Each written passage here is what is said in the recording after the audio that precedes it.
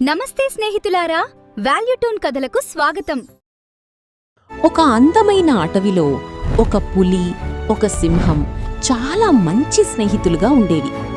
అవి ఎప్పుడూ కలిసే తిరిగేవి, కలిసే వేటకు వెళ్ళేవి. ఆ ఇద్దరి మధ్య ఎంతో విశ్వాసం, ఆనందం ఉండేది.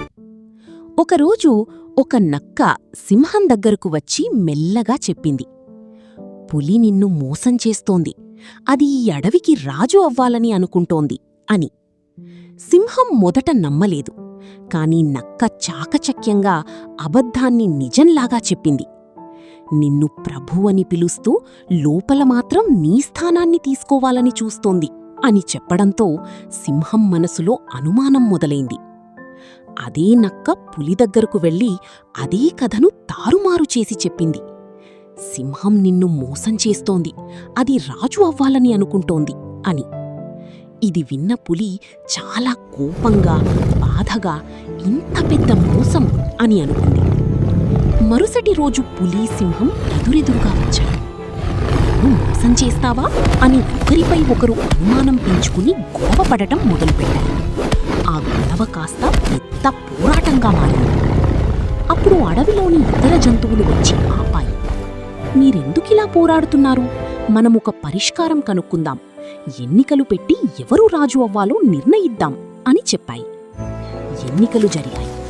సింహానికి 28 ఓట్లు, పులికి 25 ఓట్లు వచ్చాయి.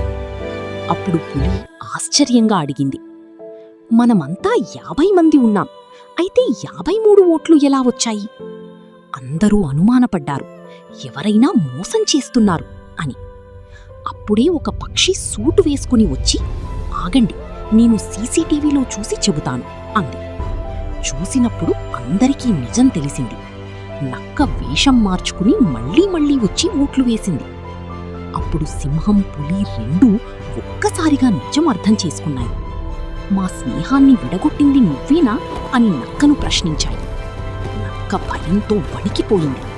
సింహం, పులి కలిసి నక్కను అడవిలోంచి తరిమేశాయి. తర్వాత పులి, సింహం ఒకరికొకరు క్షమాపణలు చెప్పుకుని మళ్లీ మంచి స్నేహితులుగా మారారు. అబద్ధాలు, అపోహలు ఎంత బలమైన స్నేహాన్ని అయిన విడగొట్టగలవు, కాని నిజం ఎప్పటికైనా బయటపడుతుంది.